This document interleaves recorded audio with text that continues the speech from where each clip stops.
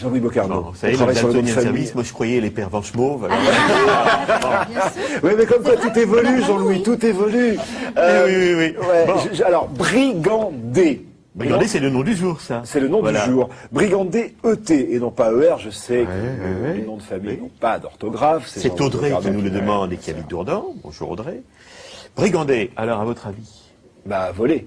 voler, c'est-à-dire Bah, piqué.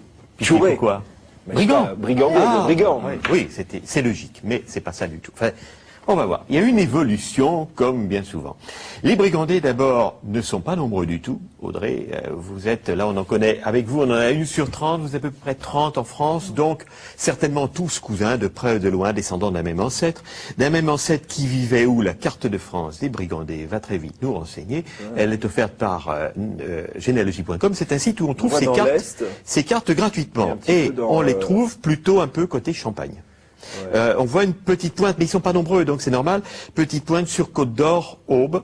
Ouais. Ce qui est logique, quand on va plus loin, quand on remonte plus loin, on va sur d'autres sites comme Généanet, où là aussi on trouve des renseignements sur les berceaux de façon tout à fait gratuite, on s'aperçoit que les villages d'origine, c'est Gurgy, la ville, Gurgy, le château, des petits villages dans le Châtillonnais, au nord de la Côte d'Or, sur le plateau de Châtillon, où on les trouve laboureurs, forgerons, à l'époque de Louis XIV. On remonte un petit peu plus loin, on descend un petit peu plus au sud de Côte d'Or, à Vito, où on les trouve en 1407.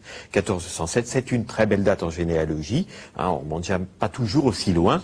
Et là, les brigandés 1407 en Côte d'Or, à l'époque de la guerre de Cent Ans, donc à peu près à l'époque où les noms de famille sont nés.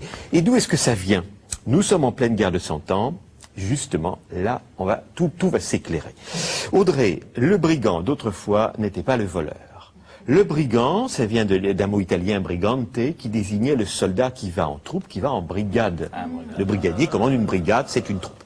Donc, voilà, un soldat qui allait en troupe, qui n'était jamais seul, et qui travaillait à l'époque de la guerre de Cent Ans, qui était soldat, mais pas soldat. Les soldats, il n'y avait pas d'armée de métier, et on prenait pour faire la guerre des mercenaires.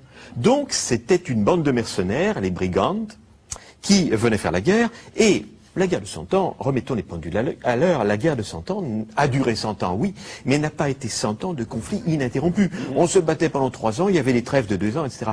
Et que se passait-il? Eh bien, ces brigands qu'on avait fait venir de loin, souvent, pour faire la guerre, pendant une période de trêve, que devaient-ils faire? Ils n'arrivaient pas à manger, donc ils allaient piller les maisons, ils vivaient sur le terrain et ils faisaient des actes de brigandage.